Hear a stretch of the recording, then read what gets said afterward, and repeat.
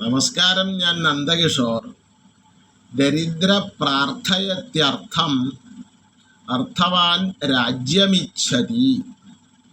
രാജാജ പൃഥ്വീശത്വം പൃഥ്വീശശ്ചക്രവർത്തിതാം ഇന്ദ്രത്വം ചക്രവർത്തി ച തസ്മാച്ച ബ്രഹ്മണ പദം. ഏവം നാന്തം ഹി തൃഷ്ണായാഹ ഗതപൂർവോസ്തി കശ്ചന എന്നാണ്. ഇത് മന്ത്രാംഗം കൂത്തിലെ ഒരു ശ്ലോകമാണ്.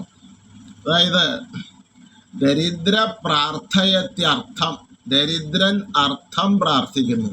എനിക്ക് കാശ് കിട്ടണേ, എന്നെ APL ആക്കണേന്ന് BPLകാരൻ പ്രാർത്ഥിക്കുന്നു. ദരിദ്ര പ്രാർത്ഥയത്യർത്ഥം. അർത്ഥവാൻ രാജ്യമിച്ഛതി. കുറച്ച് കാശുണ്ടായാലോ പിന്നെ എനിക്ക് കുറച്ച് ഭൂമി വേണം, രാജ്യത്വം വേണം എന്നുള്ളതാണ്. രാജാവാവണം. അതന്നെ രാജാ പൃഥ്വീശത്വം. രാജാവാണെങ്കിൽ പൃഥ്വിയുടെ, ഭൂമിയുടെ ഈശനാവാൻ ആഗ്രഹിക്കുന്നു. പൃഥ്വീശശ്ചക്രവർത്തിതാം. അങ്ങനെ കുറച്ച് ഭൂമിയുടെ അധിപനായ പോരാ, എനിക്ക് ചക്രവർത്തി ആവണം. ചതുസ്സാഗര പര്യന്തമുള്ള 4 സമുദ്ര ആഴിചൂഴും ഊഴിക്ക് അധിപനാവണം എന്നാഗ്രഹിക്കുന്നു. അതെ, പൃഥ്വീശശ്ചക്രവർത്തിതാം ഇന്ദ്രത്വം ചക്രവർത്തി ച. അങ്ങനെ ഒരാൾ ചക്രവർത്തിയായി എന്ന് വെക്കുക.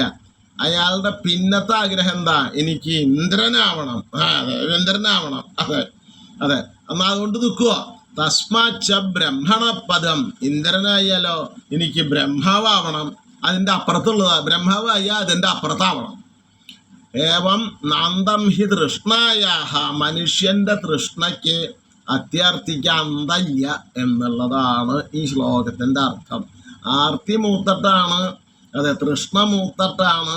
അത് ചെറിയ അർത്ഥത്തിനുള്ള ആഗ്രഹത്തിൽ തുടങ്ങി രാജ്യം വേണം, പൃഥ്വീശത്വം വേണം, ചക്രവർത്തിയാവണം, ഇന്ദ്രനാവണം, ബ്രഹ്മാവാവണം, അതിൻ്റെ അപ്പുറത്ത് വലുതുണ്ടെങ്കിൽ അതും ആവണം എന്നുള്ള ഈ ആക്രാന്തമല്ലേ ഇപ്പോഴത്തെ സകല പ്രശ്നങ്ങൾക്കും കാരണം. ഇപ്പം രാജാവ് ചക്രവർത്തി എന്നുള്ളതൊക്കെ മാറി.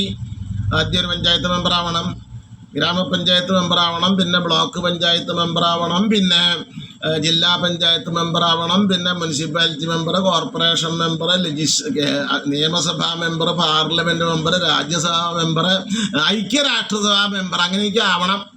എനിക്ക് സംതിങ്ങൊക്കെ ആവണം. അത് ചെറുതായാൽ പോരാ, വലുതാവണം. ഇങ്ങനെ ഏവം അന്തം ഹി തൃഷ്ണായാഹ. തൃഷ്ണയ്ക്ക് യാതൊരു അന്തവുമില്ല. അതുകൊണ്ട് തൃഷ്ണ ശമിപ്പിക്കണമെങ്കിൽ എന്ത് വേണം? മനസ്സിൽ തൃപ്തി ഉണ്ടാവണം. അതാണ് എല്ലാ കാര്യങ്ങൾക്കും വഴി.